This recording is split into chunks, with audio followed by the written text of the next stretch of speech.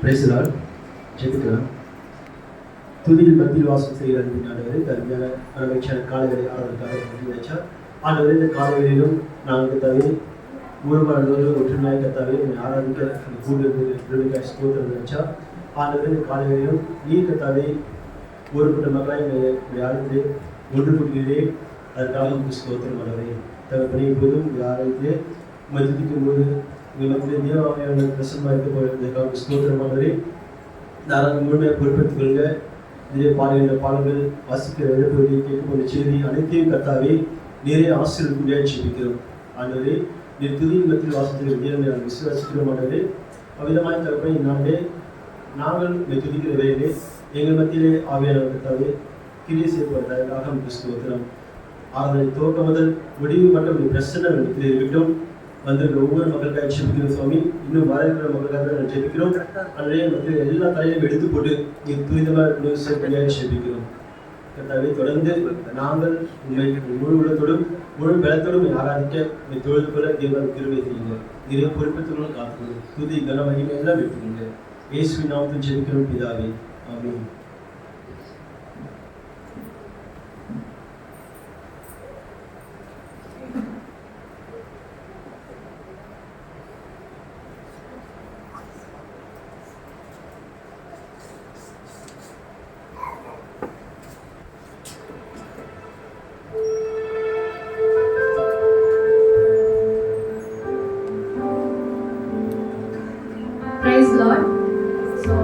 இன்னைக்கு நம்ம எல்லாரும் தேவனை துதிக்க வந்திருக்கோம்.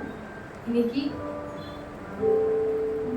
நம்மளால எவ்வளவு முடியுமோ அவ்வளோ சத்தமா நம்ம தேவனை நம்ம ஆராதிக்கணும். இந்த பாடல் சொல்லுது, நீதிமான் தங்கிட சுகம் உண்டு. எங்க நீதிமான் தங்கும் போது சுகம் உண்டுன்னா, ஏசப்பாவோட நாமத்துல தங்கும் போது நீதிமானுக்கு சுகம் உண்டு. யார் யாரெல்லாம் அதை நம்புறீங்க? எங்க கூட சேர்ந்து நீங்களும் தேவனை ஆராதிங்க.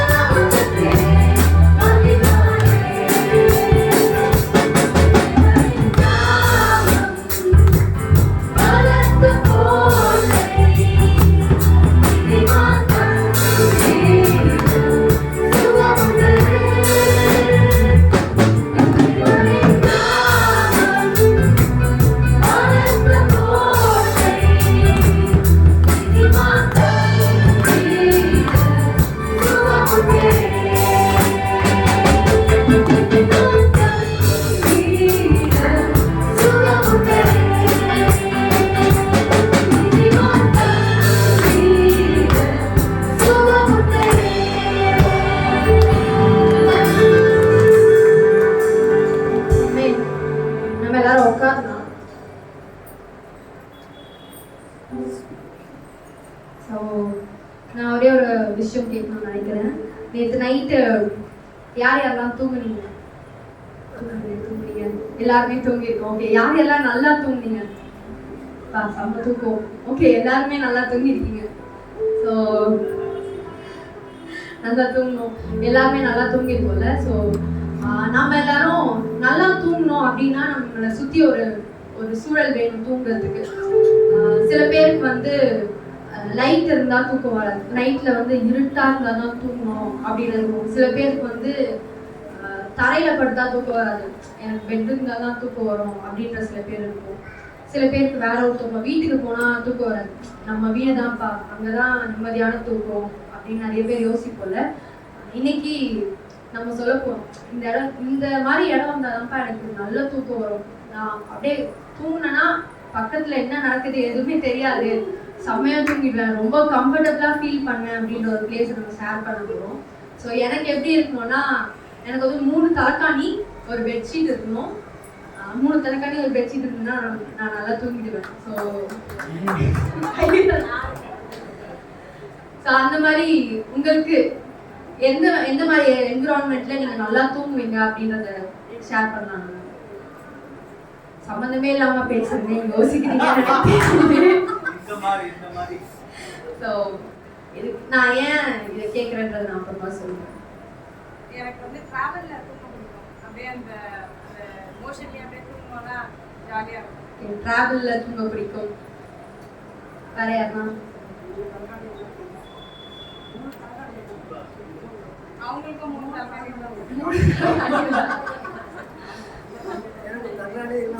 தலைகாணியே இல்லாம தூங்க பிடிக்கும்.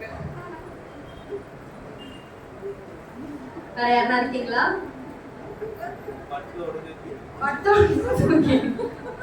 எப்படி இருந்தாலும் எங்க படுத்தாலும் நல்ல தூக்கம். வேற யாருன்னா?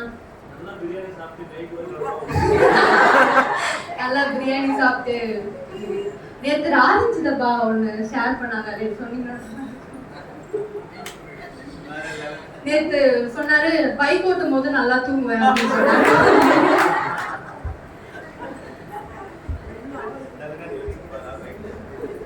எல்லாருக்குமே ஒரு மாதிரியான தூக்கம் இருக்குல்ல. இப்படி பார்த்தா கம்ஃபர்டபுள், இப்படி இருந்தா கம்ஃபர்டபுள் அப்படின்னு. நம்ம நல்லா தூங்குறதுக்கு ஏதோ ஒரு விஷயம் தேடிட்டே இருக்கும். ஓகே, இது இருந்தா எனக்கு நல்ல தூக்கம் இருக்கும், லைட் இருந்தா தான் எனக்கு நல்ல தூக்கம் இருக்கும், இருட்டா இருந்தா தான் நான் நல்லா தூங்குவேன் அப்படின்ற ஒரு விஷயம் தேடுறோம்ல. ஆனா நம்ம வாழ்க்கையில யோசிச்சு பார்த்தா நம்மளை தேடுறதுக்கு, நம்மளை கம்ஃபர்ட் பண்றதுக்கு, ஓகே சூப்பர் என் லைஃப் நல்லா இருக்கு அப்படின்னு சொல்றதுக்கு நம்மளுடைய வாழ்க்கையில நம்ம நிறைய விஷயங்கள் தேடிட்டு இருக்கோம். ஓகே, இது இருந்தா என் லைஃப் ஃபுல்ஃபில்டா இருக்கும், இது இருந்தா என் லைஃப் ஃபுல்ஃபில்டா இருக்கும், கம்ஃபர்டபுளா ஃபீல் பண்ணுவேன் அப்படின்னு. ஆனா இன்னைக்கு நம்ம பார்க்க போகிறது என்னன்னா, இது எல்லாத்தையும் விட உண்மையான கம்ஃபர்ட் எங்க கிடைக்குன்னா நம்ம காடை தேடும் போது தான் கிடைக்கும். ஸோ அவர் மட்டும்தான் புயல் நடுகளையும் தூங்குனார். ஸோ இன்னைக்கும் நம்ம அவரை தேடும் போது நம்மளுடைய வாழ்க்கையில இந்த வருகின்ற வாரங்கள்ல எவ்வளோ புயல்கள் வந்தாலும், தலைக்காணியே இல்லைனாலும், வெளிச்சமாவே இருந்தாலும், தூங்குறதுக்கான எந்த ஒரு சூழ்நிலையும் இல்லைனாலும் நம்ம நிம்மதியா தூங்குவோம். ஸோ இன்னைக்கு நம்ம காடை தேட போறோம், அவர்கிட்ட வர போறோம். ஏன்னா வசனம் சொல்லுது, வருத்தப்பட்டு பாரம் சுமக்கிறவர்களே நீங்கள் எல்லோரும் என்னிடத்தில் வாருங்கள், நான் உங்களுக்கு இளைப்பாறுதல் தருவேன்.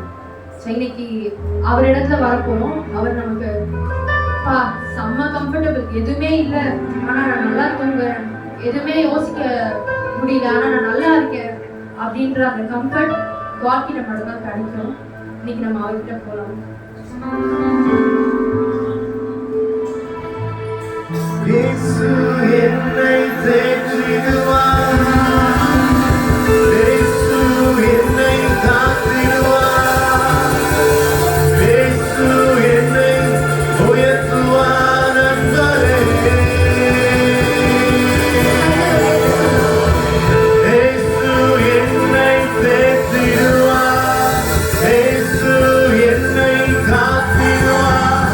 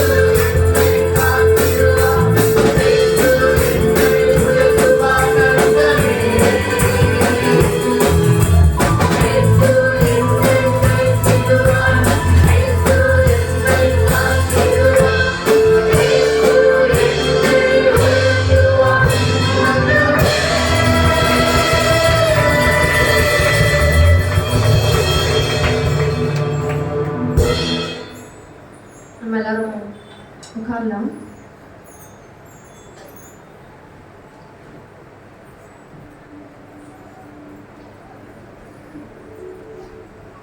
நம்ம எல்லாருமே ஒரு சின்ன குழந்தை தூக்கியிருப்போம்னு நினைக்கிறேன்.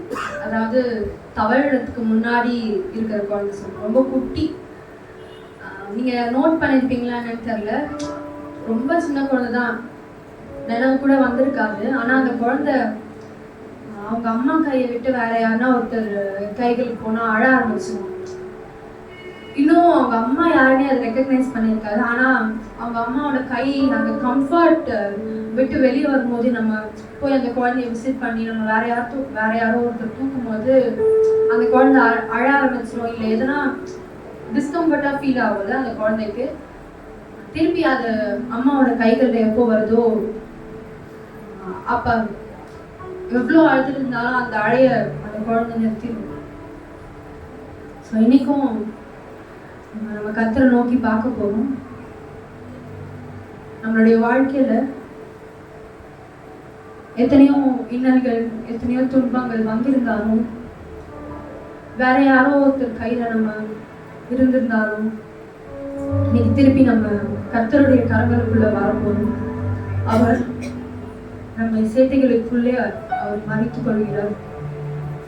அவருடைய சிறகுகளாலே நம்மை மூடுகிறார். அவருக்குள்ள இருக்கும்போது எந்த ஒரு தீங்கும் நம்ம கிட்ட கூட வராது. இந்த நாள்ல ஏதோ ஒரு காரியத்தை யோசிச்சிருந்தா, இதை நான் எப்படி செய்வேன், இதை நான் எப்படி தாண்டி வருவேன், அடுத்த நாள் நான் இவங்களுடைய முகத்துல நான் எப்படி முழிப்பேன், இந்த பிரச்சனையை நான் எப்படி கடந்து வருவேன் அப்படின்னு யோசிச்சிருந்தோம்,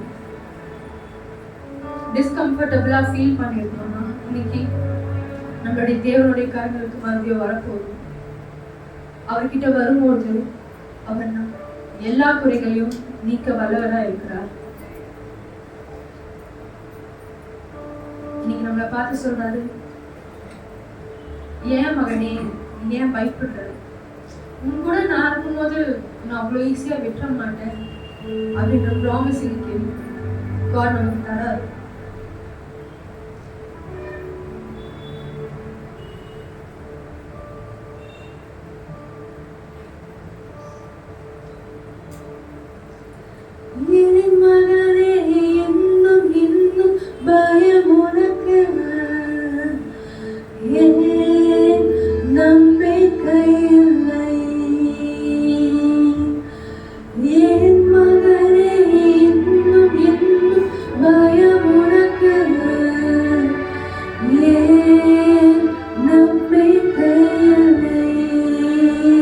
சொல்லலாமா? உன்னோடு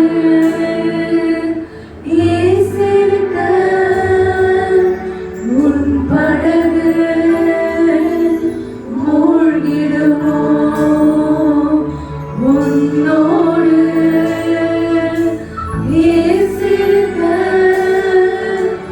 உன் படகு மூழ்கிடுமோ, உன்னை கரை சேர்த்திடுவார் கரந்தாலே, உன்னை கரை சேர்த்திடுவார் கரந்தாலே. பக்கத்துல இருக்கவங்க கைகளை பிடிச்சி இந்த பாடலை நம்ம பாடலாம். என் மகனே இன்னும் இன்னும் பயம் உனக்கு, ஏன் நம்பிக்கை இல்லை, என் மகனே இன்னும் இன்னும் பயம் உனக்கு, ஏன் நம்பிக்கை இல்லை,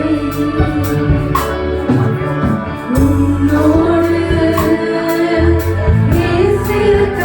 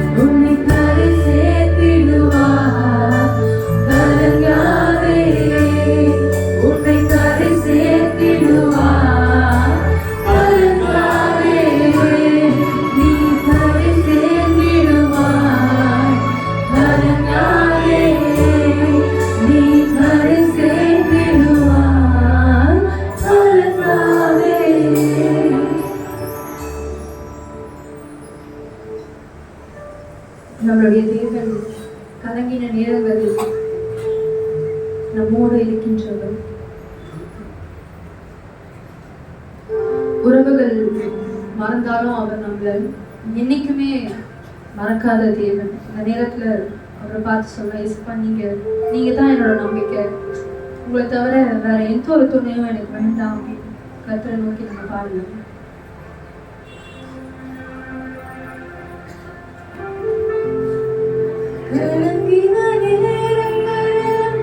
கை தூக்கி எடுப்பவரே, கண்ணீரின் பள்ளத்தாக்கில் என்னோடு இருப்பவரே, கலங்கின நேரங்களில் கை தூக்கி எடுப்பவரே, கண்ணீரின் பள்ளத்தாக்கில் என்னோடு இருப்பவரே, உறவுகள் மறந்தாலும் நீர் என்னை மறப்பதில்லை, காலங்கள் மாறினாலும் நீர் மட்டும் மாறவில்லை, உறவுகள் மறந்தாலும் நீர் என்னை மறப்பதில்லை, காலங்கள் மாறினாலும் நீங்கள் மட்டும் மாறவில்லை. நீங்க தான்ப்பா என் நம்பிக்கை, உம்மையன்றி வேறு துணையில்லை. நீங்க தான்ப்பா என் நம்பிக்கை, உம்மையன்றி வேறு துணையில்லை. தேவைகள் ஆயிரம் இன்னும் இருப்பினும் சோர்ந்து போவதில்லை, என்னோடு நீருண்டு. நெய்தல் யோசனையில் மனமே உடைந்தாலும் நீர் என் பக்கம் உண்டு, தோல்விகளை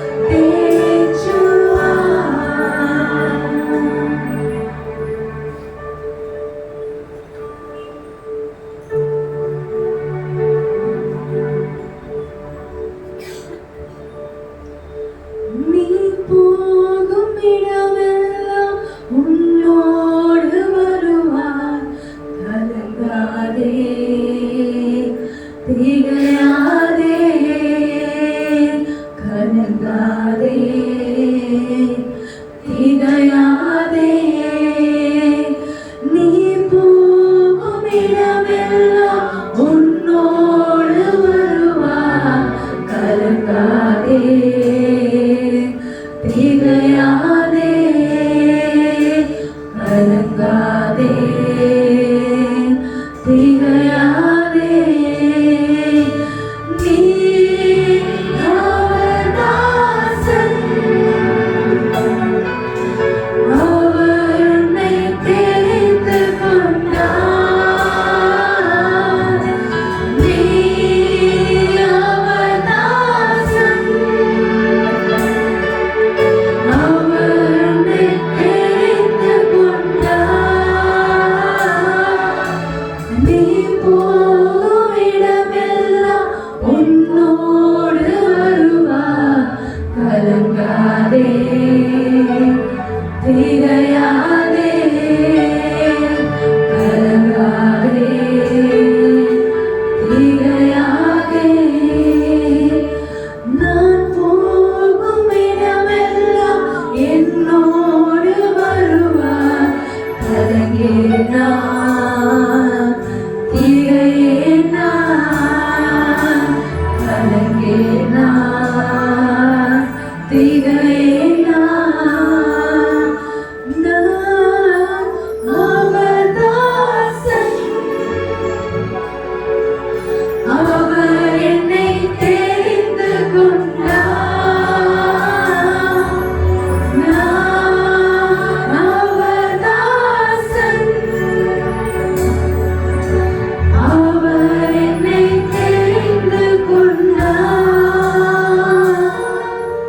நான் போகும் இடமெல்லாம் என்னோடு வருவார் கலங்கேனா திகையேனா கலங்கேனா திகையேனா கலங்கேனா திகையேனா.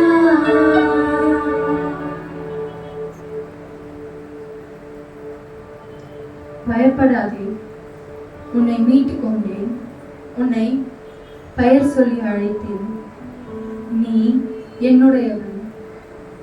நீ தண்ணீர்களை கடக்கும்போது நான் உன்னோடு இருப்பேன், நீ ஆறுகளை கடக்கும்போது அவைகள் உன்மேல் புரளுவதில்லை.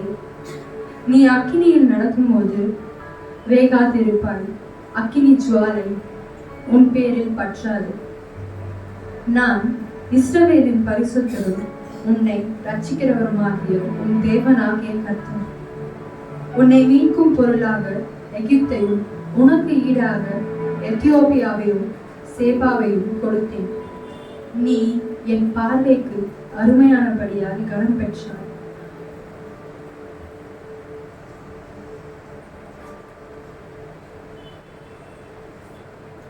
இசப்பா, இந்த நேரத்தை நீங்க எங்களுக்கு தந்ததுக்காக நான் நன்றி செலுத்துகிறேன்.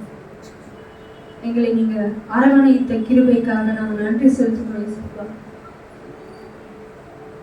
இந்த நாள்ல நாம எத்தனையோ காரியங்களை யோசிச்சிருக்கலாம், எத்தனையோ விஷயங்களை நினைச்சு எங்களுடைய மனசை குழப்பிட்டு நாங்க வந்திருக்கலாம். நாங்க எப்படி இதை கடக்க போறோம், நாங்க எப்படி இதை தாண்ட போறோம்னு யோசிச்சிருக்கலாம். ஆனா நீங்க எங்களுக்கு இந்த நேரத்துல உங்களுடைய வார்த்தையை கொண்டு அதை உறுதி செஞ்சதுக்காக நன்றி. நான் உன் கூட இருக்கேன், எதுவுமே உன்னை அணுகாது, நான் உன்னை பார்த்துக்கொள்வேன் அப்படின்னு நீங்க சொன்னதுக்காக நன்றி.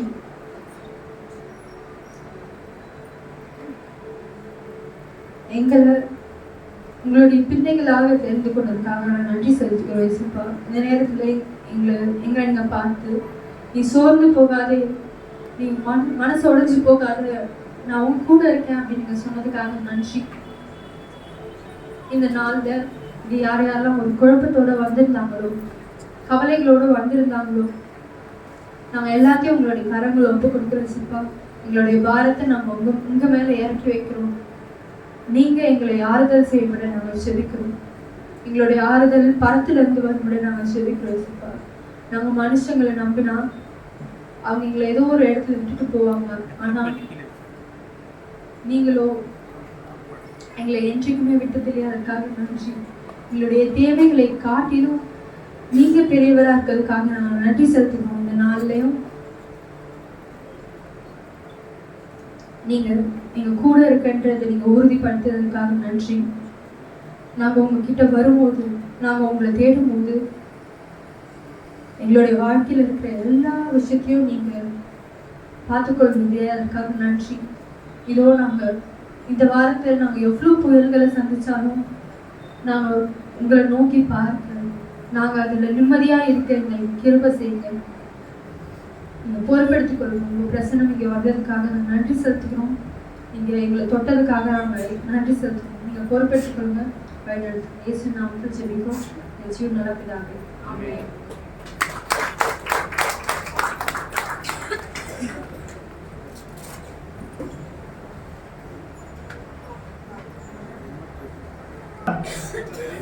நீங்க வந்து வெளியே போயிட்டோம் தாராளம் பார்த்து சந்தோஷமா இருக்கு. என்னப்பா ஓகே ஃபைன் சரி கவர்மெண்ட் ரெடியாக வச்சிருக்கியா?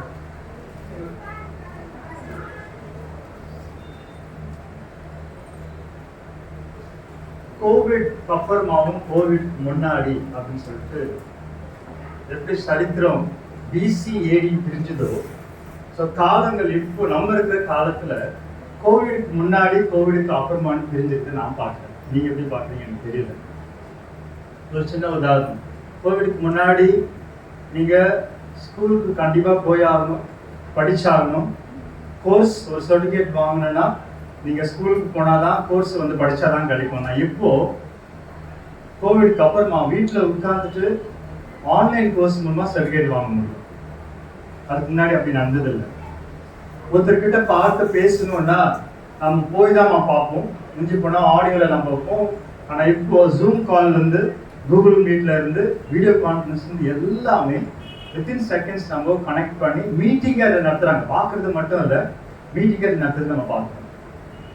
ஸோ கோவிடுக்கு முன்னாடி ஒரு காலம், கோவிடுக்கு அப்புறம் ஒரு காலத்தை நம்ம பார்த்துட்டு இருக்கோம். இப்போ இன்னைக்கு ஸ்டார்ட் பண்ணதில் ஒரு சில நிறையா ஒரு சில காரியத்தை நான் பார்க்க போகிறோம். எசன்ஸ் ஆஃப் லைஃப், வாழ்க்கையின் சாராம்சம் என்ன? நீங்க சொல்லுங்க. நான் கேள்வி தான் கேட்டிருக்கேன், நீங்க பதில் சொல்லுங்க. வாழ்க்கையில எத்தனை காரியங்கள் நமக்கு வேண்டியதா இருக்கு, எத்தனை காரியங்கள் நாம் நல்லா இருக்குன்னு நினைக்கிறீங்க? வழக்கம் போல கவர்மெண்ட் தான் வாழ்க்கை. ஓகே, பிசிக்கல் ஹெல்த், உடல் ஆரோக்கியம் நல்லா இருக்குன்னு ஆசைப்படுறோமா? வியாதியா இருந்தா கஷ்டப்படுறோம் இல்லையா? வரமாட்டோம், சர்ச்சுக்கு வரமாட்டோம், வேலைக்கு போக மாட்டோம், ஸ்கூலுக்கு போக மாட்டோம், காலேஜுக்கு போக மாட்டோம், மாத்திரை சாப்பிட்டு சரியாத வரலும் கண்டிப்பாக நம்ம ஃபிசிக்கல் ஹெல்த் நம்மளுக்கு தேவைப்படும். அடுத்தது இமோஷனல் பேலன்ஸ் அப்படின்னு சொல்கிறாங்க. இமோஷனல் ஃபீலிங்ஸ், நம்மளுடைய உணர்வுகள். சில பேர் பார்த்தீங்கன்னா திடீர்னு கோவப்படுவாங்க, திடீர்னு கத்துவாங்க, ஃபேஷியல் எக்ஸ்பிரஷன் டக்குன்னு மாறும். இல்லை, உணர்ச்சி சமநிலையா இருக்கணும். டக்குன்னு மேல போய் கீழே போகக்கூடாது. ஓரளவுக்கு சமமா. அதுக்கு உங்களை அப்படியே ஏஞ்சல் மாதிரி இருக்குன்னு சொல்ல வரல. நம்மளாம் மனுஷங்க, கோவம் கண்டிப்பா வரும். ஆனா ரொம்ப இம்பேலன்ஸ் ஆகக்கூடாதுன்றதுதான் சமநிலை. அடுத்து ஸ்பிரிச்சுவல் ஹெல்த். பிசிக்கல் ஹெல்த் எப்படி முக்கியமோ ஸ்பிரிச்சுவல் ஹெல்த்தும் முக்கியம். ஆவிக்குரிய ரீதியில நாம ரொம்ப ஸ்ட்ராங்கா இருந்தாதான் நல்ல முடிவுகள் எடுக்க முடியும். ஆமாவா இல்லையா? ஓகே. அடுத்தது உறவுகள், ஃபேமிலி ரிலேஷன்ஷிப், ஃப்ரெண்ட்ஸு இல்லை ரிலேட்டிவ்ஸு, உறவுகள் கண்டிப்பாக முக்கியம். ஸோ இந்த அன்பான உறவுகள் எப்பவுமே நமக்கு நீடிச்சிருக்கும். வாழ்க்கையில் கடைசி வரலும் வர்றது ஃபேமிலி இருப்பாங்க. கடைசியில் வர்றது ஒரு 4 உறவுகள் சம்பாதிச்சு வச்சாதான் நம்ம செத்தாலும் பார்க்க வருவாங்க இல்லையா? அம்மாவா இல்லையா? என்னடா வந்து சாவை பற்றி பேசுகிறாருன்னு. ஓகே. ஃபினான்ஷியல் பேலன்ஸ், நிதி இருப்பு. பைசா இல்லாமல் வாழ முடியுமா? ஹலோ, துணி வாங்க முடியுமா? சாப்பாடு வாங்க முடியுமா? வாடகை கட்ட முடியுமா? வீடு வாங்க முடியுமா? ட்ரெஸ் வாங்க முடியுமா? இல்லைன்னா வெஹிக்கிள்ஸ் வாங்க முடியுமா? பைக் வாங்க முடியுமா? ஒன்றும் வாங்க முடியாது. பணம் வேணுமா இல்லையா? பணம் வேண்டாத மாதிரி இருக்காங்க. ஆமாவா இல்லையா? ஓகே. அது ரொம்ப essence of life. Mental health, மனநலம். இங்க அமைதியான பீஸ் ஆஃப் மைண்ட் இருந்தால் தான் வாழ்க்கை நடத்த முடியும். அதுக்குன்னு 24 மணி நேரம் பீஸா இருக்க முடியாது இருக்கிற சூழ்நிலையில. அட்லீஸ்ட் ஓரளவுக்கு சமநிலையா சமாதானம் வேணும். சமாதானம் இல்லாத வாழ்க்கை கண்டிப்பா ரொம்ப பாதிப்பு வரும். கரெக்ட்?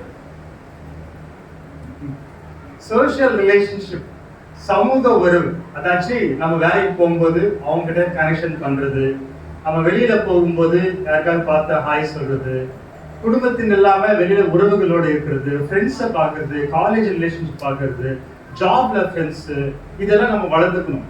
நம்ம நாம் உண்டு அப்படின்னு தனியா இருந்தா அது ரொம்ப நம்மளுக்கு ஏதோ ப்ராப்ளம் இருக்குன்னு அர்த்தம். ஸோ சமூக நிலை கண்டிப்பா நம்மளுக்கு தேவைப்படுது, உறவுகள் தேவைப்படுது.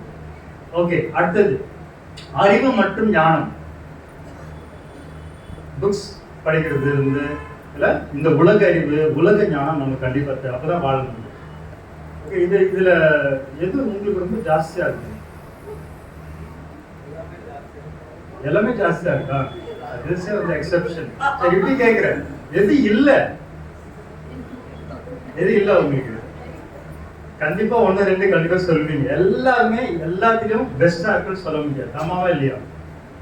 அது நானா இருந்தாலும் சரி, பாஸ்டா இருந்தாலும் சரி, வேதம் விக்ரந்த் யாரா இருந்தாலும் சரி, நம்ம எல்லாம் ரொம்ப நல்லா இருக்குன்னு நினைச்சிருப்போம். ஆனா கண்டிப்பா இல்ல, 2 3 விஷயம் சம்டைம்ஸ் 7 8 விஷயத்துல கூட சம்டைம்ஸ் ரொம்ப கம்மியா இருக்கும். ஓகே, ஸோ இந்த காரியத்தை இன்னைக்கு நான் சொல்ல போற காரணம் இந்த பாயிண்ட்ஸ் தான் பேச போறேன்.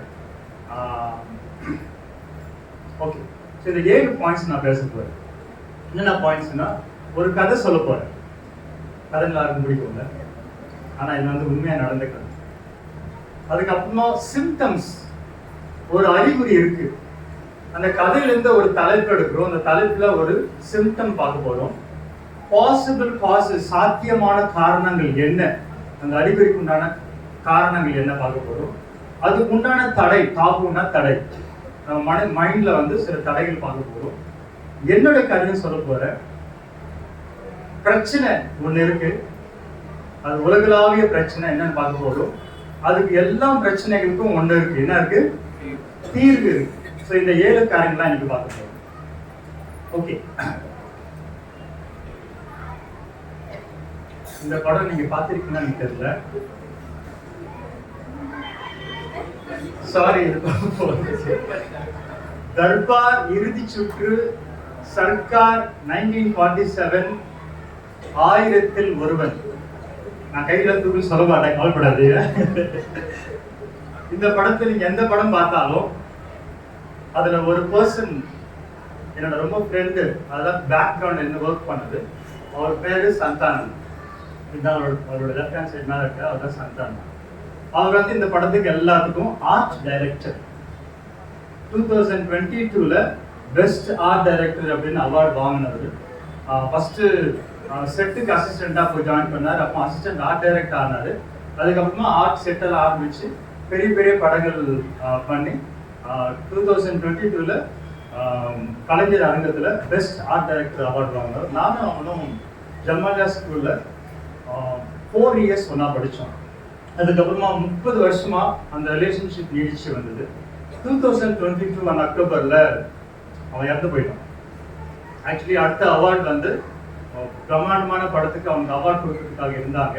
பெரிய படம், அதாச்சும் இன்டர்நேஷனல் மூவி. ஏன்னா அவன் வந்து ரொம்ப அழகா பண்ணியிருக்கான் அந்த செட்டுக்காக.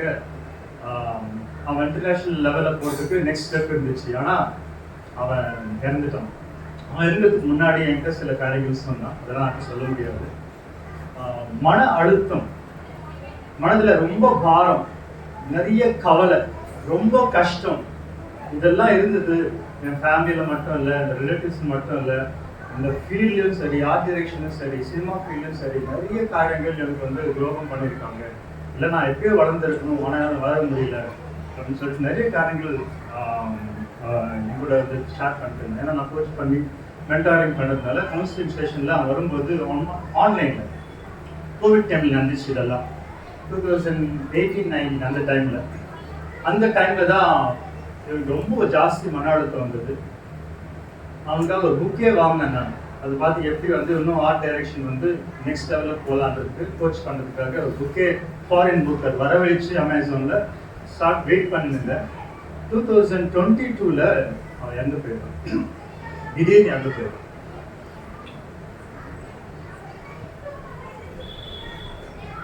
இது யாருக்கும் தெரியுதா? யாருக்கும் தெரியுதா? சொன்னா அவர் இறந்து போயிட்டா தெரியுமா? சூசைட் பண்ணிட்டு. இது யாருக்கு தெரியுதா? சாய் பிரசாந்த். அவரும் சூசைட் பண்ணி இருக்காரு. இது யார் தெரியுதா? சிம்ரன் அவங்க தங்கச்சி. ஓகே, அவங்க இறந்து போயிடாங்க 21 இயர்ஸ்ல. ஷாருக் கான் இறந்து போல, கவலைப்படாதீங்க, இருக்காது.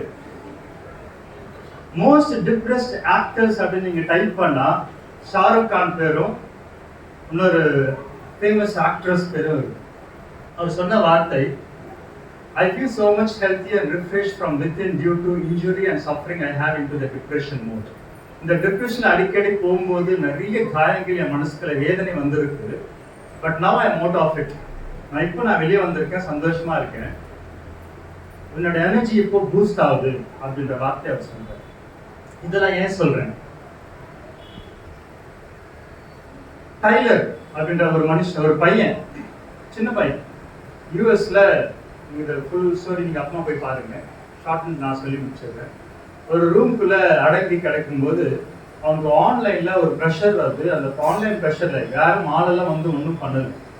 ஆன்லைன்ல ஒரு ப்ரெஷர்ல அவன் நெக்ஸ்ட் வித்தின் ஃபியூ செகண்ட்ஸ் போகும்போது பேரண்ட்ஸ் போய் பார்க்கும்போது அவன் செத்து கிடக்கான்.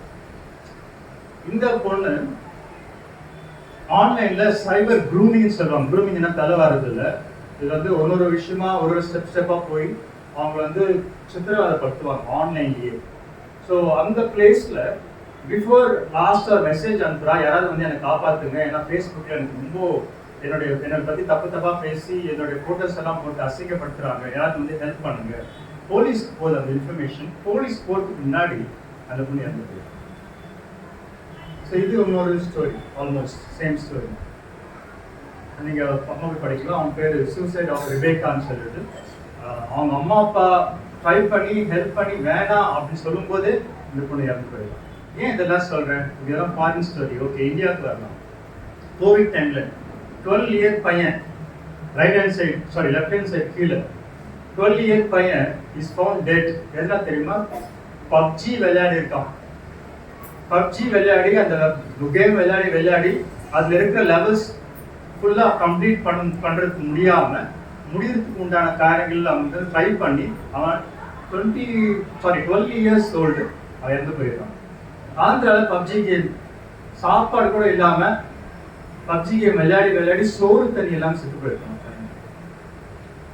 கோவிட் டைம்ல மேல பார்த்தீங்கன்னா online child abuse complaints 4 million April ஒரு மாசத்துல. உங்களுக்கு தெரியுமா டிப்ரெஷன்ல இறந்தவங்க எண்ணிக்கை 2 lakhs எவ்ரி இயர் தெரியுமா? 16 வயசு கீழே இருக்கிறவங்களுக்கு அந்த அளவுக்கு டிப்ரெஷன் வராதுதான். 16 இயர்ஸ்க்கு மேல உள்ளவங்க தான் இறந்து போயிருக்காங்க. 5.5 crores in India டிப்ரெஷன் ஆனவங்க.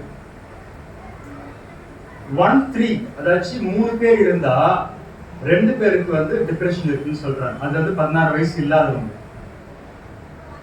சில பேருக்கு டிப்ரெஷன் வந்தா அது என்ன எதனால வருதுன்னு காரணம் கூட தெரியாம போகுது. வந்தவங்களுக்கு கண்டிப்பா 2 வாரத்துல இருந்து 2 வருஷங்கள் வரை கூட சில பேருக்கு ஆகிருக்கு. இது எல்லாருக்குமே ஆகும். டிப்ரெஷன் எல்லாருக்கும் வரும். நெகட்டிவும் இருக்கு, அதுல பாசிட்டிவும் இருக்கு. அந்த டிப்ரெஷன் போகும்போது ஒரு கொஸ்டின் நம்மளுக்கு வந்து வேர் இஸ் காட்? தேவன் எங்க இருக்காரு? ஏன் இப்படி கஷ்டப்பட விடணுமா? இந்த நிலைமை பார்த்துட்டு தேவன் ஏன் பதில் சொல்லல, ஏன் அமைதியா இருக்காரு என்கின்ற கேள்விகள் நிறைய பேர் இருக்கு. இதுல சிம்டம்ஸ் பார்க்கலாம். ஸோ சிம்டம்ஸ் பார்க்கும்போது எதுலுமே இன்ட்ரெஸ்ட் இருக்காது. வேலை செய்யறதுக்கோ பீப்புளை மீட் பண்றதுக்கோ எதுவுமே இன்ட்ரெஸ்ட் இருக்காது. ரொம்ப லாஸ் ஆஃப் இன்ட்ரெஸ்ட் இல்லை நோ இன்ட்ரெஸ்ட் ஆகிடும். அடிக்கடி டயர்டாகவும், தலைலாம் சுத்தாது, டயர்டாகவும், உட்காரணும்னு தோணும், நடக்கக்கூட ஸ்ட்ரென்த் இல்லாதபடி நான் சம்டைம்ஸ் அது போகலாம். காலையில ஏஞ்சிக்கணும்னு தோணாது. இன்னும் கொஞ்ச நேரம் தூங்கலாமா, ஐயோ வேலைக்கு போகணுமா, இன்னைக்கு வேலைக்கு போய் செய்யணுமா அப்படின்ற ஒரு கேள்விகள் வரும். சில பேர் நிறைய சாப்பிடுவாங்க, சில பேர் சாப்பாடுனாலே பிடிக்காம அந்த சாப்பாடு பார்த்தாலே அலர்ஜியா விட்டுருவாங்க. தூக்கம் இருக்காது சில பேருக்கு நைட்ல. ஒரு சில பேர் பகல்ல கூட தூங்குற அளவுக்கு அவங்க செயல்பாடு சிந்தனைகள் அப்படி இயங்கும். என்ன மதிக்கலையே, நான் எதுக்கு உயிரோடு இருக்கேன் அப்படின்ற sometimes suicidal thoughts, suicidal even atoms கூட சில பேருக்கு வந்திருக்கு. கான்ஃபிடன்ஸ் போயிடும், வாழ்வு என்கின்ற ஆசை இல்லாதபடி, கோபம், யாரு பார்த்தாலும் எரிச்சல், கோபம் ஜாஸ்தியா இருக்கும். சில பேர் தனிமையா இருக்குன்னு ஆசைப்படுவாங்க, மற்றவங்களோட இருப்பாங்க, ஆனா இருந்தும் ஒரு பிரயோஜனம் இல்லை. சில பேர் கேட்ஜெட்ஸ், ஸ்கிரீன்ஸ் இதோட இருக்குன்னு சொல்லிட்டு ஆசைப்படுவாங்க. ஷேம், யாராவது பார்த்தா என்ன யாராவது சொல்லிடுவாங்களோ, எனக்கு ஏதாவது அசிங்கமாயிடுமோ என்கின்ற பயம், தேவையில்லாத பயம் சில பேர் வரலாம், கில்ட் சில பேர் வரலாம். இது என்னால ஆயிடுச்சு, என்னால் மற்றவங்க ஏன் வந்து சந்தோஷமா இருக்க முடியல, என்னால் மற்றவங்க ஏன் கஷ்டம் என்கின்ற ஒரு கில்ட்ல சில பேர் போவாங்க. சில பேர் தேவனை திட்டுவாங்க, கிறிஸ்டனா இருந்தா. நீங்க பார்த்து கவர்மெண்ட் இதெல்லாம் ஏன் அலோவ் பண்றீங்க, நான் என்ன தப்பு பண்ணேன் அப்படின்ற கேள்விகளோட தேவனத்துல வந்து டெய்லி சண்டை போட ஆரம்பிப்பாங்க. ஓகே, நெக்ஸ்ட் கதை பார்த்தோம், சிம்டம் பார்த்தோம். அடுத்தது சாத்தியமான காரணங்கள். இந்த டிப்ரெஷனுக்கு என்ன காரணமா இருக்கலாம் அப்படின்னா, சில பேருக்கு காரணம் இல்லாம கூட சில பேருக்கு டிப்ரெஷன் வரலாம். ஒரு காரணம் இல்லை, ஆனா காரணமே கண்டுபிடிக்காத அளவுக்கு சில பேருக்கு டிப்ரெஷன் வரும். இது உண்மை, சயின்டிபிக்ல அவங்க ப்ரூவ் பண்ணியிருக்காங்க. சில பேருக்கு ஜெனட்டிக்னா அப்பா அம்மாவுக்கு இருந்திருக்கு, அதே போல் பிள்ளைகளுக்கும் வரும். அவங்களுடைய தாத்தா பாட்டி அவங்களுக்கு இருந்திருக்கலாம், அது குழந்தைகளுக்கும் சம்டைம்ஸ் அஃபெக்ட் ஆகுது. ஸ்ட்ரெஸ் ஜாஸ்தி ஆயிடுச்சுன்னா, ரொம்ப ஜாஸ்தி ஸ்ட்ரெஸ் ஆயிடுச்சுன்னா அது வருது. சில பேருக்கு சின்ன வயசுல நடந்த சில சம்பவங்கள் ரொம்ப ஜாஸ்தி அவங்களுக்கு பாதிப்பு வந்ததுனால அது மனசுல இருக்கும், மறந்துடுவாங்க. பெருசான பிறகு அது திருப்பியும் அந்த மெமரி, சப்கான்ஷியஸ் மைண்ட்ல இருந்து அந்த மெமரி திருப்பியும் வந்து யோசிச்சு சிந்தனையில அவங்களுக்கே சம்டைம்ஸ் தெரியாம அதை பத்தி யோசிப்பாங்க. பகல்ல யோசிக்க மாட்டாங்க, நைட்ல பெட்டுக்கு போகும்போது, பாத்ரூம்ல இருக்கும்போது சம்டைம்ஸ் அந்த சிந்தனை இருக்கும். சில பேருக்கு ஆங்ஷியஸ், அது என்ன நடக்குமோ, எது நடக்குமோ, ஒண்ணுமே இல்லைன்னா கூட ஐயோ இப்படி போனா இப்படி ஆயிடுமோ, நெகட்டிவ் தாட்ஸ் நிறைய அடிக்கடி யோசிச்சு சில பேருக்கு அந்த டிப்ரெஷன் வர சான்சஸ். சில குடும்பத்துல யாராவது இறந்துட்டாலோ, ஆக்சிடென்ட் ஆயிருந்தாலோ, வீட்டை விட்டு ஓடிட்டாலோ, உறவு முறிந்துட்டாலோ அந்த நேரத்துல டிப்ரெஷன் கண்டிப்பா வரும். கடன் தொல்லை, இப்ப ரீசெண்ட் இதுல கண்டுபிடிச்சிருக்காங்க, கடன் தொல்லை கூட ஜாஸ்தி டிப்ரெஷன் கொண்டு போய். ஏன்னா கடன் தொல்லைகளை வந்து கடனாளிங்க வந்து சண்டை போடுவாங்க, பேசுவாங்க, கேட்பாங்க, நீ ஏன் வரல, நீ ஏன் கொடுக்கல, நான் உன்னை பார்க்கலையே, ஓடி போயிரியா அப்படின்ற ஒரு தொல்லையினால சில பேருக்கு டிப்ரெஷன் வரது சான்சஸ் இருக்கு. எக்ஸ்டெண்டட் சிக்னஸ், எப்ப பார்த்தாலும் சிக்காவே இருப்பாங்க சில பேர். அந்த சிக் அடிக்கடி சரியான பேருக்கு திருப்பியும் அது வரும், சரியான பேருக்கு வேற சிக்னஸ் வரும். அதனால என்னோட தொடர்ந்து சிக்னஸ் வந்துட்டே இருக்கு என்ற காரணத்தோட சில பேருக்கு சிக்னஸ் அந்த டிப்ரெஷன் வரும். லாஸ் ஆஃப் ஜாப், படிப்பு சரியா ஏறல, லவ் ஃபெயிலியர், இதனால சில பேருக்கு டிப்ரெஷன் வரதுக்கு காரணமா இருக்கு. ஓகே, ஸோ டிப்ரெஷன் வந்துச்சு, ஓகே எப்படி ஹேண்டில் பண்றது, ரைட்? அதுக்கு முன்னாடி தடை என்னன்னு பார்த்துடலாம். என்ன தடை? டாபுனா டிப்ரெஷன் வந்து நார்மல், ஆனா என்ன நம்ம என்ன நினைக்கிறோம், ஐயோ இது வந்து அப்நார்மல், இது யாருக்கும் வராது, எனக்கு மட்டும் ஏன் வந்திருக்கு. ஹலோ, ஒரு நல்ல விஷயம் சொல்றேன், எல்லாருக்கும் வரும், ஆனா அந்த டிப்ரெஷன் தெரியாது. இது ஒரு நல்ல விஷயம். கண்டிப்பா உங்க எல்லாருக்கும் குறைஞ்சது ஸ்டடி சொல்லுது 3 தடவை டிப்ரெஷன் வருமா. நார்மல் பர்சனுக்கு டிப்ரெஷன் என்னன்னு தெரியாதவங்க கூட 3 தடவை டிப்ரெஷன் வருமா. அதாவது இது வந்து நார்மல், எனக்கு வராதுன்னு நினைக்காதீங்க. கண்டிப்பா உங்களுக்கு வந்திருக்கலாம், வரலனாக்கா இனிமேல் வரதுக்கு சான்சஸ் இருக்கு. ஐயோ இது சொன்னா என்னை யாராவது தப்பா நினைச்சிடுவாங்களோ, என்னை வந்து கம்பல் பண்ணி டாக்டர் கிட்ட கூட்டின்னு போயிடுவாங்களோ, யாராவது ஒருத்தர் வந்து டாக்டர் கிட்ட கூட்டின்னு போயிட்டு என் விஷயங்கள்லாம் சொல்லி அவர்கிட்ட வந்து அசிங்கப்படுத்திடுவாங்களோ அப்படின்ற சில தடை, தாபு சில பேர் இருக்கு. இனிமேல் சரியாக மாட்டோம் போல, இப்படியேதான் இருக்கும் போல வாழ்க்கை ஃபுல்லா, என் வாழ்க்கை இப்படியே போயிடும், இப்படியே போய் செத்து போயிடும் போல அப்படின்ற ஒரு தவறான சிந்தனை. இது தாபுன்றது தவறான சிந்தனை. எல்லாமே நல்லா தான் இருக்காங்க, எனக்கு மட்டும் ஏன் அப்படி? பார்த்தா எல்லாரும் சந்தோஷமா இருக்காங்க, ஆனா எனக்கு மட்டும் தான் இப்படி நடக்குது. ஆனா உண்மைன்னா எல்லாருக்கும் நடக்குதுன்றது அவங்களுக்கு தெரியாது. யாராவது என்னை பார்த்துட்டே இருக்கும்போது நான் அதை பேசிடுவேணும், கத்திடுவேணும், கோபம் வந்து யாருக்காவது நான் வந்து ஸ்கோல் பண்ணிடுவேணும், திட்டிடுவேணும் அப்படின்ற பயம் சில பேருக்கு. அது மட்டும் இல்ல, சில பேர் வந்து ரொம்ப ஓவர் கான்சியஸா அழகா ஹேண்டில் பண்ணி டிப்ரெஷன்ன்றது காட்டாத அளவுக்கு சூப்பரா நடிப்பாங்க, செம்மையா நடிப்பாங்க. They're the best actors, real world actors or actors.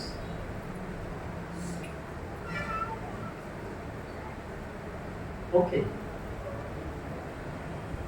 nice story. இந்த டிப்ரெஷன் என்னையும் தாக்கியிருக்கு, நானும் அதுக்கு ஆளாயிருக்கேன். கோவிட் டைம்ல இருந்து ரொம்ப ஜாஸ்தியா இருக்கு.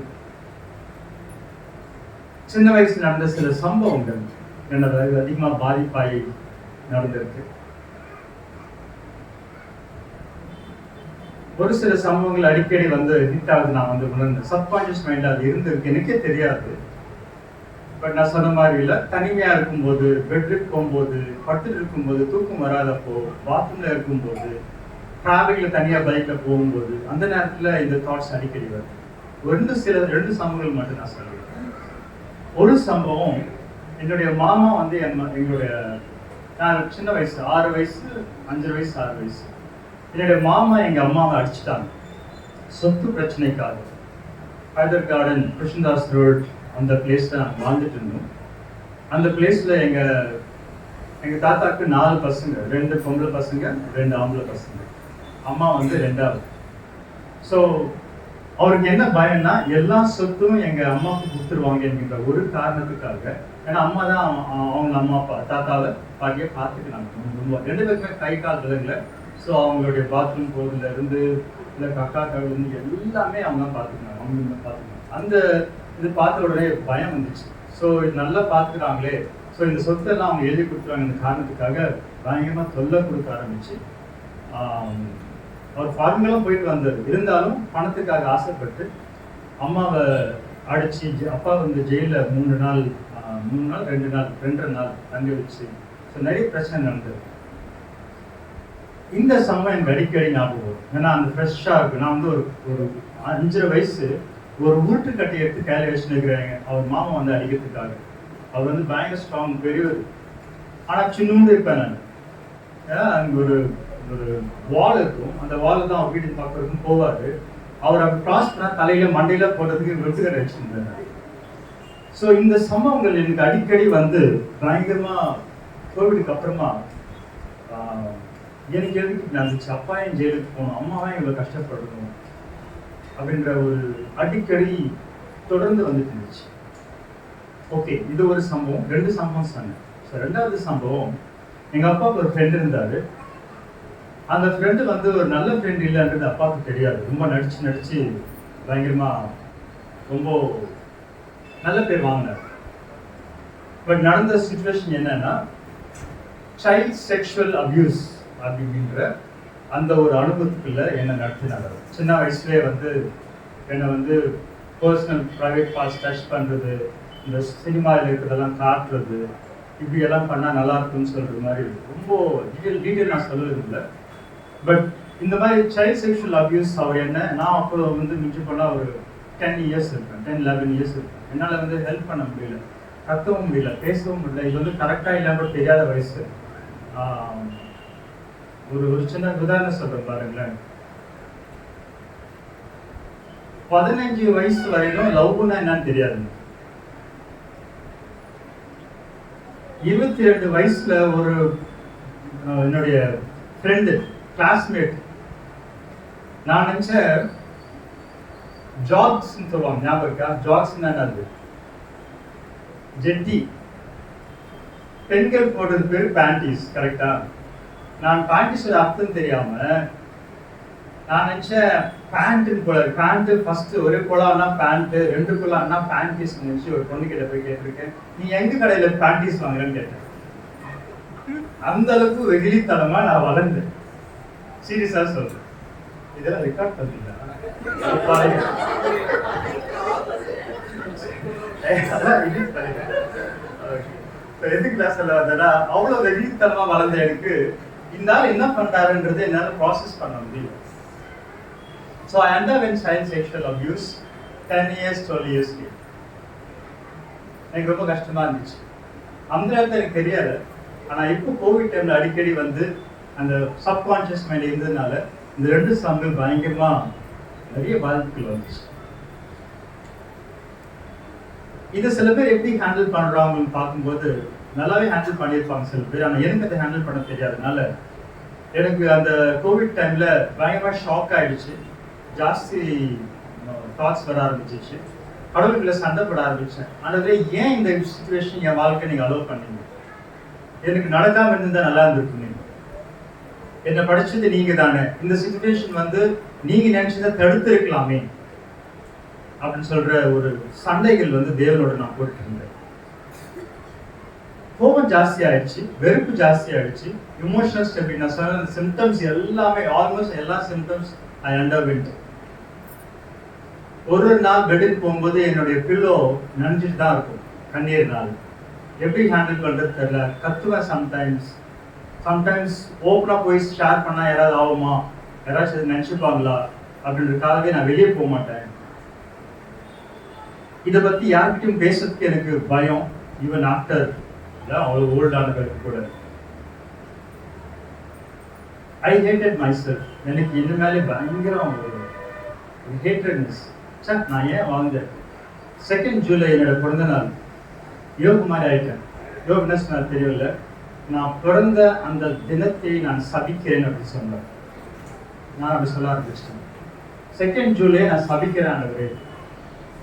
ஐ ஹேட் தட் டே. நான் பிறக்காம இருந்தா எவ்வளோ நல்லா இருந்திருக்கும். ஏன் இப்படி பண்ணியிருக்கீங்க? ஏன் இப்படி அலோவ் பண்ணீங்க? ஒருவேளை கருவிலேயே ஒருவேளை எல்லாருக்கும் சில பேருக்கு ஆகுது இல்லை, இறந்து போயிட்டு இருந்தா எவ்வளோ நல்லா இருந்திருக்கும். சூசைடல் தாட்ஸ் வர ஆரம்பிச்சு. ஹேண்ட் பண்ணா தானே கஷ்டம், பாய்சன் குடிச்சா தானே கஷ்டம், ஃபேமிலிக்கு முன்னாடி நான் சாகக்கூடாது. கடலில் போயிட்டு அப்படியே நடந்தே உள்ளே போயிட்டு ஒரு பெரிய மீன் சாப்பிட்டுச்சுன்னா நான் இருக்கிறதும் தெரியாது, எரியாதுன்னு தெரியாது. அப்படியே அது நடந்திருக்குமா? அப்படி நடக்கிறதுக்கு ஆல்மோஸ்ட் 80% நான் யோசிக்க ஆரம்பிச்சேன். இன்ஃபேக்ட் ரெடி ஆயிட்டேன்.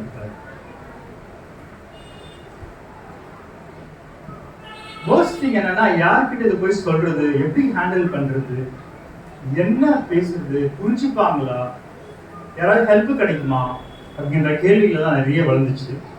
நம்பிக்கையோடு யாராச்சும் வந்து இந்த விஷயங்களை சொன்னா எனக்கு ஹெல்ப் பண்ணுவாங்களா அப்படின்னு சொல்லும்போது சில பேர் வந்தது. ஆனா அந்த பேர் வந்த உடனே அவங்க சில காரியங்கள் வந்து சொன்ன காரியங்கள் சில வெளியே போய் சொல்லிட்டாங்களா. அந்த சம்பவம் வந்ததுனால அவங்ககிட்ட போய் நம்பிக்கையோடு போய் சொல்லணுங்கிற ஒரு எண்ணம் எனக்கு தோணுது. ஒரு பெரிய தனிமையான ஒரு பாதை. நரக வேதனைன்னு சொல்லுவாங்களே, அது என்ன என்பதை அனுபவிக்க ஆரம்பிச்சு. Sometimes most of the times விதியோட எனக்கு வந்து ரிலேஷன்ஷிப் ரொம்ப அதிகமாக சண்டை போட ஆரம்பிச்சேன். நான் எனக்கே தெரியாம விதி இந்த ஆன்லைன்ல எல்லாம் போய் அது பேர்லாம் டிஃப்ரெண்ட் பேர்லாம் சொல்ல ஆரம்பிச்சா. ஒரு இதுவா இருக்குமா அதுவா இருக்குமா. டாக்டர்ஸ் இல்லையா, ஐ மீன் மெடிசன் ஃபீல்டில் நர்சஸ்ன்றதுனால நிறைய சயின்டிஃபிக் விஷயமெல்லாம் பார்த்து இது டிஸ்லெக்ஸியா அனோரெக்சியா அப்படின்னு சொல்லிட்டு ஏதாவது பேர்லாம் சொன்னோடனே நான் போய் பார்த்துட்டு இதெல்லாம் எனக்கு இருக்குதா இல்லையான்றது நான் செக் பண்ண ஆரம்பிச்சேன். இப்படியே கடந்து போயிட்டே இருந்துச்சு நாட்கள்.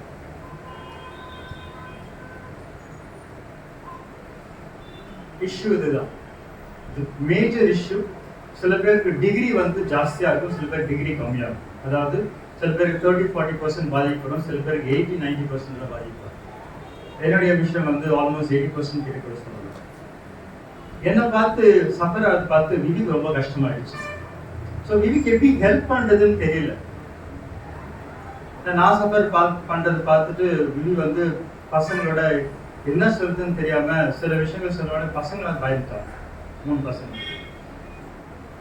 எனக்கும் அவங்களுக்கும் உள்ள அந்த ஒரு ரிலேஷன்ஷிப் இருந்துச்சுல, அது வந்து கொஞ்சம் பாதிப்படைந்து நான் பார்க்க ஆரம்பிச்சேன். ஸோ வேற வழியே இல்லாம ஒருத்தர் வந்து ஒரு சர்ச்சில் வந்து போகும்போது அந்த பர்சன் வந்து ஒரு சைக்காட்ரிஸ்ட் கிட்ட போய் ஹெல்ப் கேட்டதை பார்த்து அவர் நல்ல ஒரு சைக்காட்ரிஸ்ட், நான் கண்டிப்பாக ஐ ரெக்கமெண்ட் யூ அப்படின்னு சொல்லிட்டு அவர் என்ற பர்சனலாக ஃபுல்லாக டீட்டெயிலாக சொல்லலை. எந்த சைக்காட்ரிஸ்ட் அப்படின்னு சொல்லிட்டு நான் கேட்கும்போது அவர் சைக்காட்ரிஸ்ட் பேர் சொன்னார். அந்த அம்மா வந்து ஒரு ஓல்டு பர்சன். ஸோ அவங்கள போக ஆரம்பித்தேன். 6 செஷன்ஸ் அவங்கள போனேன். சைக்காட்ரிஸ்ட் கிட்ட போய் மெடிக்கல் ஹெல்ப்பு தூக்க மாத்திரை கொடுக்க ஆரம்பித்தாங்க. ப்ளஸ் அந்த செஷன்ஸில் எப்படி ஹேண்டில் பண்ணணும் என்கின்ற காரியங்கள் சொல்ல ஆரம்பித்தாங்க. அது அது அவங்க சொல்கிறது வந்து எனக்கு ஏற்றக்கூடியா இருந்துச்சு. ஆனால் எனக்கு எல்லாமே தெரியும். நான் ட்ரை பண்ணாமலாம் இல்லை, நான் ட்ரை பண்ணேன். இத்தனைக்கும் அவங்க கிறிஸ்டியன் டாக்டர், ரொம்ப ரொம்ப காஸ்ட்லி டாக்டர். ஆனால் அவர் ஃப்ரெண்டு ரெக்கமெண்ட் பண்ணதுனால எங்களுக்கு வந்து 1000 rupees சார்ஜ் பண்ணாங்க. யூஸ்வலி அவங்க வந்து சார்ஜ் பண்ணி 3000 to 4000 rupees பண்ணுவாங்க ஒரு சிட்டிங்.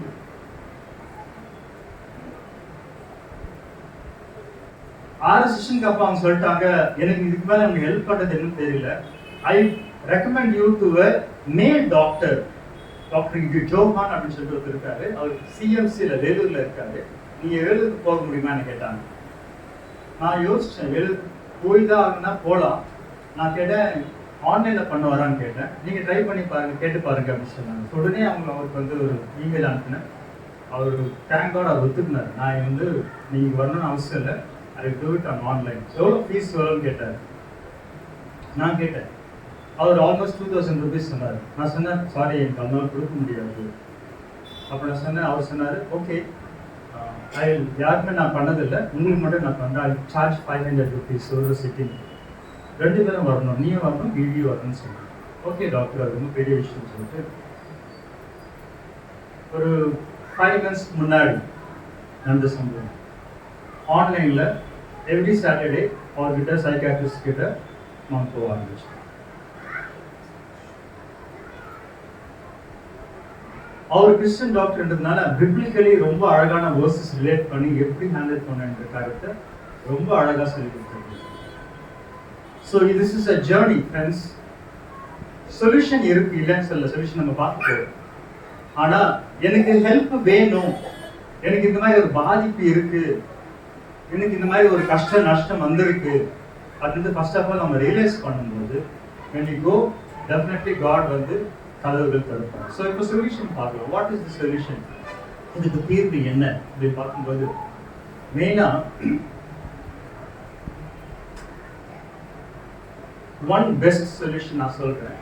அதுக்கு முன்னாடி பைபிளில் எலைஜா ஒரு டிப்ரெஷன் காலம் நல்லா இருக்குன்னு தெரியும் நினைக்கிறேன். 1 Kings 19:3-5, 1 ராஜாக்கள் 19:3-5 பார்க்கும்போது நீங்கள் இங்கே இந்த வருஷத்தை நீங்கள் பார்க்கலாம். அவனுக்கு அது தெரிந்த போது எழுந்து தன் பிராணனை காக்க யூதாவை சேர்ந்த பெயர்செபாவுக்கு புறப்பட்டு போய் தன் வேலைக்காரனை அங்கே நிறுத்தி விட்டான். ஓகே, அது தெரிந்த போதுன்னா என்ன தெரிந்த போதுன்னு மேல வசனத்துல இருக்கு, நீங்க வாசிச்சுக்கோங்க. அவன் வனாந்திரத்தில் ஒரு நாள் பிரயாணம் போய் ஒரு சூறை செடியின் கீழ் உட்கார்ந்து, இப்ப பாருங்க, தான் சாக வேண்டும் என்று கோரி, போதும் கர்த்தாவே, அது என் ஆத்துமாவை எடுத்துக்கொள்ளும், நான் என் பிதாக்களை பார்க்கிலும் நல்லவன் அல்ல. அது கரெக்டா சொல்றாரு. ஆனா அதுக்கு முன்னாடி சொன்ன வார்த்தை பாருங்க, நான் சாகணும், போதும், என்ன எடுத்துக்கோங்க. இதேதான் நானும் சொன்னேன். இதுக்கு மேல என்னால தாங்க முடியாது ஆண்டவரே, ப்ளீஸ் ஏதாவது சான்ஸ் இருந்துச்சுன்னா இந்த any possible way to take me N life எடுக்கணும்னு அதை தயவுசெய்து நீங்கள் எடுத்துக்கோங்க அப்படின்னு சொல்லிட்டு தேவன் கிட்ட நான் போராட ஆரம்பிச்சேன். சூறை செடியின் கீழ் படுத்து கொண்டு நித்திரை பண்ணினான். சில பேருக்கு நான் சொன்னல ரொம்ப தூங்குவாங்க, இவன் தூங்குறாரு, நல்லா தூங்கிட்டாரு. சில பேர் தூக்கம் வராது, சில பேர் ஒழுங்கா ட்ரெஸ் பண்ண மாட்டாங்க, சில பேர் ஓவரா ஸ்பெண்ட் பண்ணுவாங்க. இதெல்லாம் வந்து அதோட பதிவல். நம்ம இயேசு கிறிஸ்துக்கும் இது நடந்துச்சு. மத்தேயு 26:37-38 பார்க்கும்போது பேதுருவையும் செபதேயின் குமாரர்கள் இருவரும் யாரு, அந்திரேயா யாக்கோபு, அழைத்து கொண்டு போய் எதுக்காக அவர் தொடங்கினாராம்? துக்கப்படவும் வியாகுலப்படவும். இது இயேசு கிறிஸ்துக்கே அது வந்தபோது உங்களுக்கும் எனக்கும் எந்த இது தெரியும் 100% ஷுவரா நோ எஸ்கேபிசம். அப்பொழுது அவர் ஆத்மா மரணத்திற்குரிய துக்கம் கொண்டு இருக்கிறது, நீங்கள் இங்கே தங்கி என்னோட கூட விழித்திருங்கள். நீங்க வந்து ஜெபம் பண்ண கூட சொல்லல, அவர் விழிச்சிட்டு இருந்துங்க, தூங்காதீங்க, அது மட்டும் தான் சொன்னார். அவர் மரணத்துக்குரிய துக்கம் அவருக்கும் அதே தான், சாகணும் என்கின்ற அந்த ஒரு சிந்தனையோடு தான். ஏன்னா அவர் அதுக்கு தான் ப்ரிப்பேர் பண்றார். அவரோட பட்ட கஷ்டம் பார்த்தீங்கன்னா மத்திய 26ல வஸ்திரங்களை கட்டினாங்க, முள்முடியை சூட்டினாங்க, வலது கையில ஒரு கோலை கொடுத்து அவர் முன்பாக முழங்கால் பயிட்டு நீதான் யூதாவுக்கு ராஜா அப்படின்னு சொன்னாங்க. அவரை ரொம்ப கேவலமா பரியாசம் பண்ணினாங்க. இந்த ரெட் லெட்டர்ல படிக்க மேலங்கே கழிட்டாங்க, மேலே வசத்தை கழிச்சிட்டு சிலுவையில் அறியும்படி அவரை கொண்டு போனாங்க. அவருக்கு தாகம்ன்றாங்க, கசப்பு கலந்த காடியை அவருக்கு குடிக்க கொடுத்தார்கள். அவர் அதை ருசி பார்த்து குடிக்க மனதில்லாமல் இருந்தார். நீ தேவனுடைய குமாரனால் நீ இறங்கி வா என்று அவரை தூஷித்தார்கள். இதெல்லாம் இயேசு கிறிஸ்துவுக்கு நடந்த காரியம். தூஷிக்கிறது, கசப்பான தண்ணி குடிக்கிறது, சிலுவையில் அறையிறது, மேலே இருக்கிற வஸ்திரத்தை கழற்றுறது, பரியாசம் பண்றது, துப்புறது, அடிக்கிறது, இதெல்லாம் நம்ம இயேசு கிறிஸ்துவுக்கு நடந்த காரியம். சொல்யூஷன்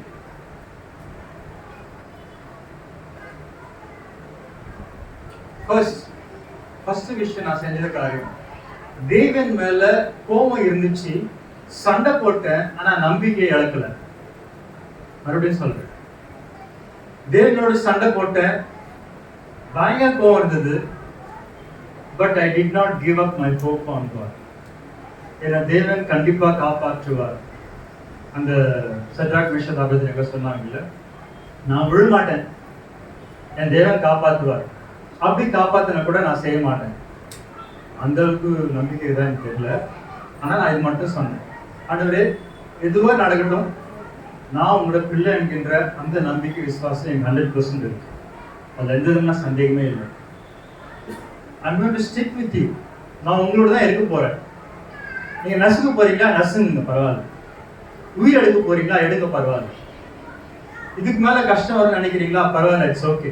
பட் என்னோட நம்பிக்கை நீங்க மட்டும்தான்.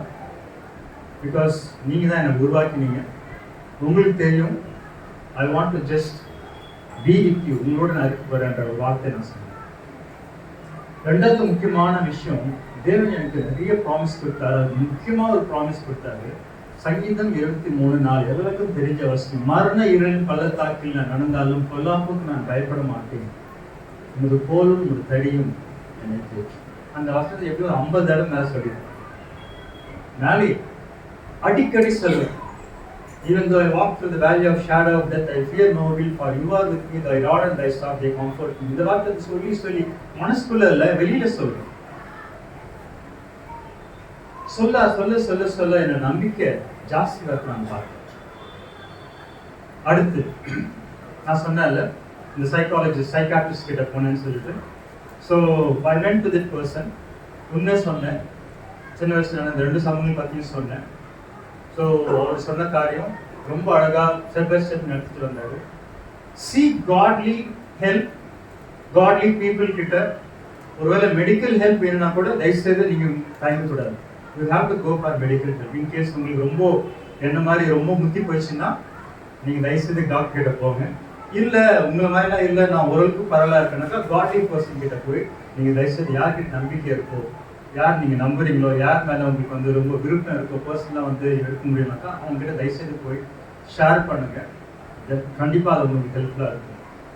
உங்களால் ஹேண்டில் பண்ண முடியாத அளவுக்கு போயிடுச்சுனாக்கா I highly recommend, please medical help நீங்கள் போங்க. This will be helpful. ஏன்னா நான் அந்த மெடிக்கல் ஹெல்ப் எடுத்துக்கிறேன். ஃபர்ஸ்ட் ஆஃப் ஆல் உணர்ந்துக்கிட்டே ரொம்ப கஷ்டமாயிடுச்சு, எனக்கு மெடிக்கல் ஹெல்ப் வேணும் அப்படின்ற ரியலைஸ் பண்ணுறதுக்கே ஒரு சில வாரங்கள் ஆச்சு. அந்த பர்சன் வந்து யாருக்கு நீங்க போய் சொல்றீங்களோ ட்ரஸ்ட்வர்தி பர்சனாக இருக்கணும், உங்களை அண்டர்ஸ்டாண்ட் பண்ணிக்கணும், ஜட்ஜ்மெண்ட் பண்ணக்கூடாது. ஐயோ உனக்கா இது, நீ எல்லாம் நல்லா தானே இருந்த நினைச்சேன், இப்போ நீங்க அப்படி நினைச்சிருக்கல, நான் பார்க்க நல்லா தானே இருந்து நினைச்சேன், இவருக்கு இதெல்லாம் மோசமா நடந்திருக்கு அப்படின்னு ஜட்ஜ்மெண்ட் பண்ணாத ஒரு பர்சனா இருக்கணும். சேஃப் பிளேஸா இருக்கணும். சொன்ன காரியத்தை மத்தவங்கிட்ட போய் சொல்லிடக்கூடாது.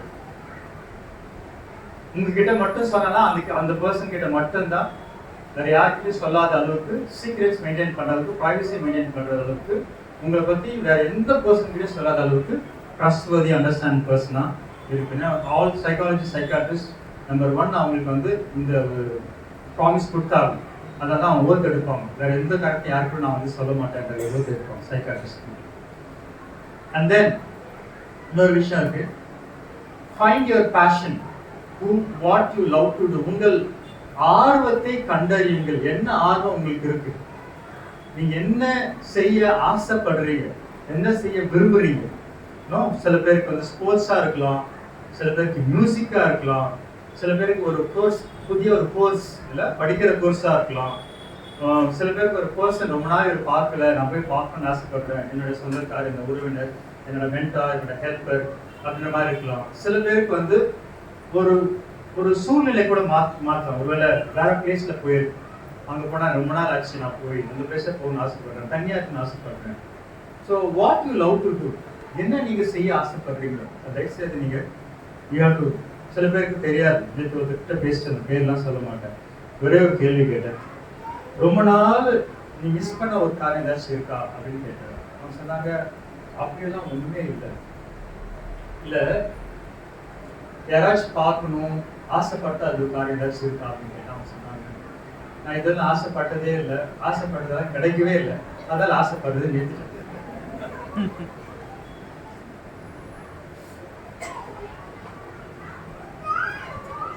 Main important thing, wait, hold on, காத்திருங்க, கொஞ்சம் வெயிட் பண்ணுங்க. இது நிரந்தரம் அல்ல. நான் இந்த கோ வந்து என்னோட கோ வந்து மேல இருந்து கீழே போயிட்டே இருந்துச்சு, இப்போ மேல போயிட்டேன். இன்னும் மேலாம் வரல, ஃபுல்லா வரல, ஆனா இப்ப மேல போகுது.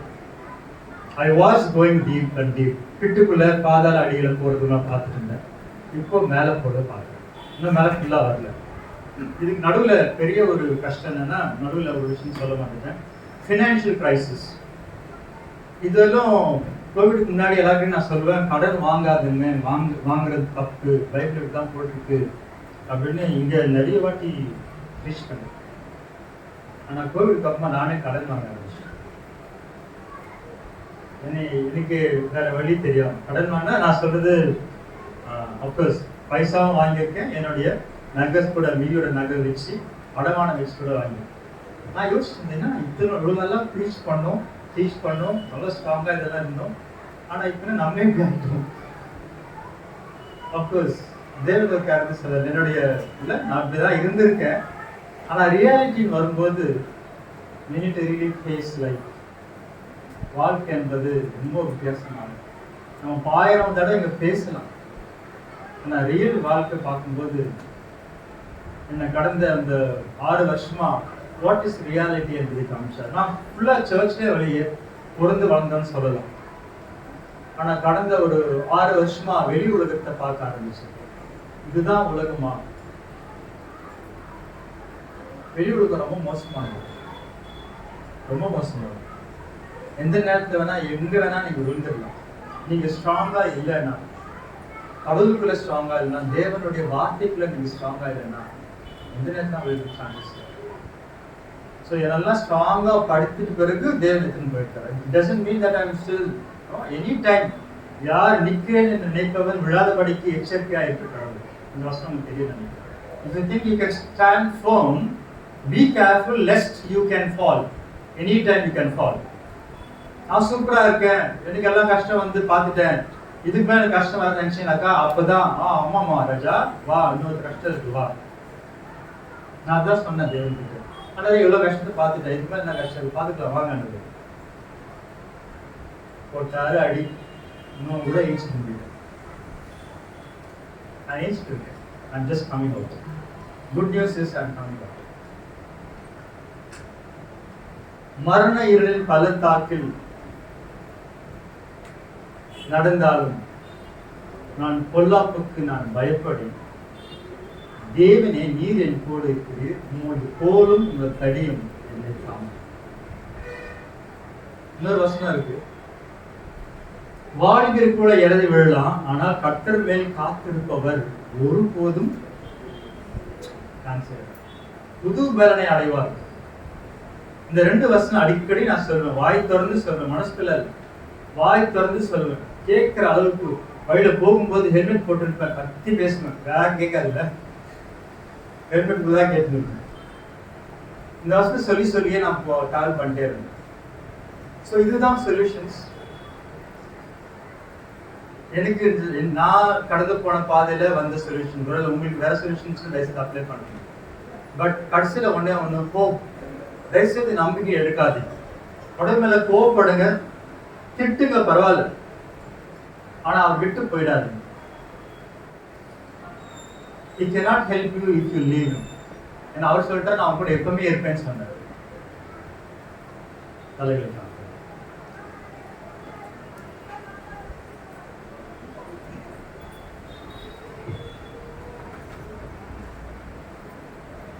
ஒருவேளை இங்க நீங்க இருக்கிறதுல யார் இந்த பாதையில கடந்து போயிட்டு தெரியாது. எந்த மாதிரியான ஒரு பாதை உங்களுக்கு இருக்குது எனக்கு தெரியாது. ஒருவேளை இந்த நேரத்துல நீங்க சில பேர் இந்த பாதையில நீங்க கடந்து போயிட்டு இருந்தா, தயவாய் நம்பிக்கை எடுக்காதீங்க. நம்பிக்கை ஏற்று போயிட்டா தேவன் உதவி செய்வதற்கு கூட கடினமா இருக்கும்.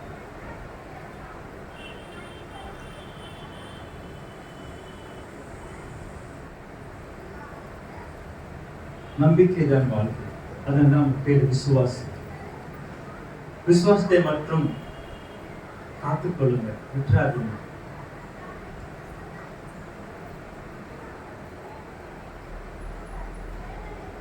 ஒருவேளை தூக்கம் இல்லாம இருந்தா, சாப்பாடு சாப்பிட முடியாம இருந்தா, யாரோ ஒருத்தர் துரோகம் பண்ணதுனால இருந்தா, சொல்லப்படாதீங்க. நம்ம எல்லாம் அறிந்த தேவன் நம்ம விட அவருக்கு மிக மோசமான ஒரு பாதிப்பு.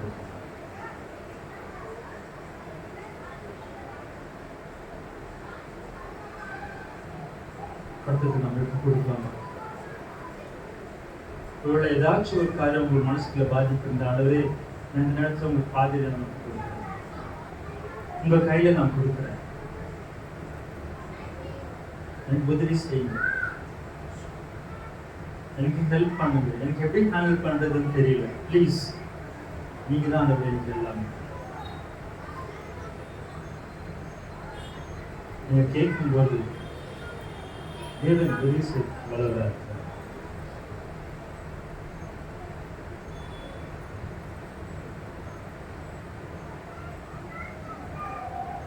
இந்த நேரத்தில் நீங்க கேட்கலாம். எல்லாருக்கும் சொல்லணும் கூட அவசியம் இல்லை, ஆனா தேவன் கிட்ட கண்டிப்பா சொல்லுங்க. அவர் கேள், நான் தரேன்னு சொன்னார். நீ கேட்கறதுக்கு முன்னாடி அவருக்கு தெரியும் நான் எந்த கேள்வி சொல்றேன்.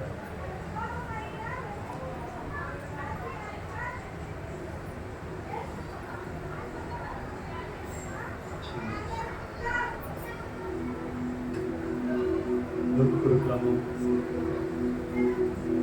தேவனத்தில் கொடுக்கலாமோ, எந்த சோர்வுகள் இருந்தாலும், எந்த டிப்ரெஷனா இருந்தாலும் தேவன் பார்க்க கூறுவார்.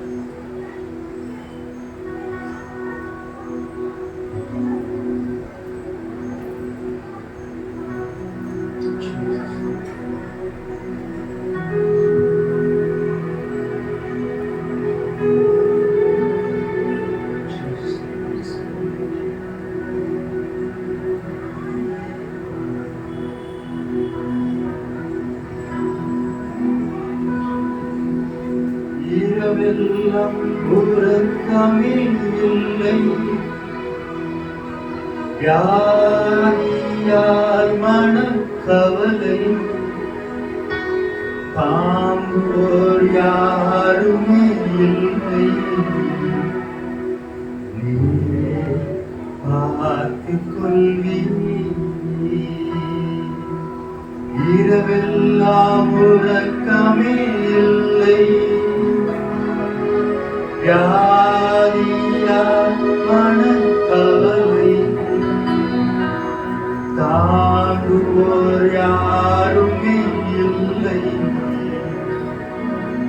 நீரே பார்த்துக் கொள்வீர். இயேசுவே,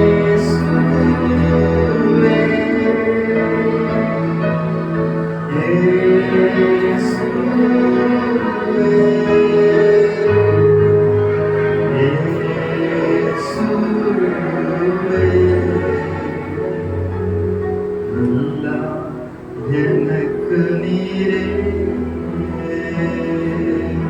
இயேசுவே,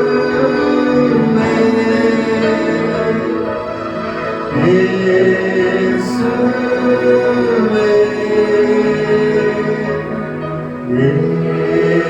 இயேசுவே, எல்லாம் எனக்கு நீரே. வீடும் வாசலும் இல்லை,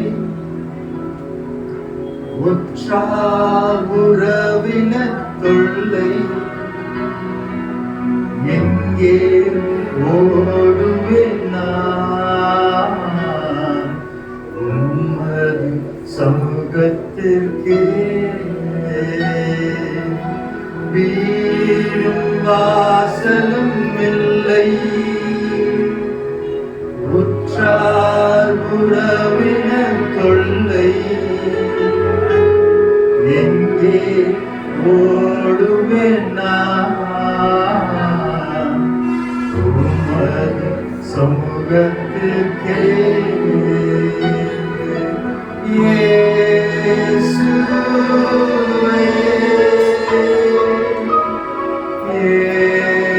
இயேசுவே,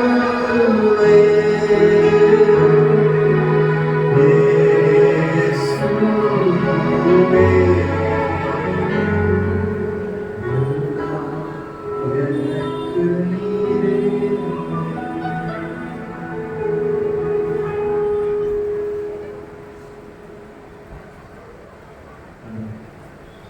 இதை பார்த்து நான்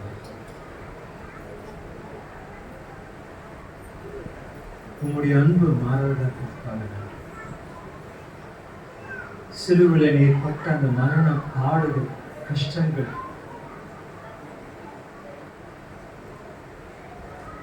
பயங்கரமான அவமானம், அடி, எச்ச துப்பணம் எல்லாமே உங்களுக்கு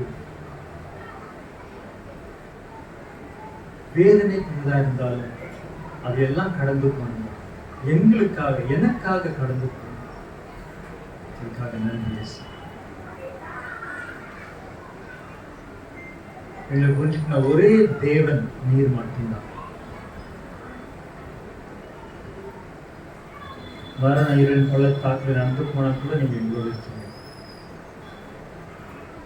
அது உங்க சேதப்படுத்தாதுன்னு சொன்னீங்க.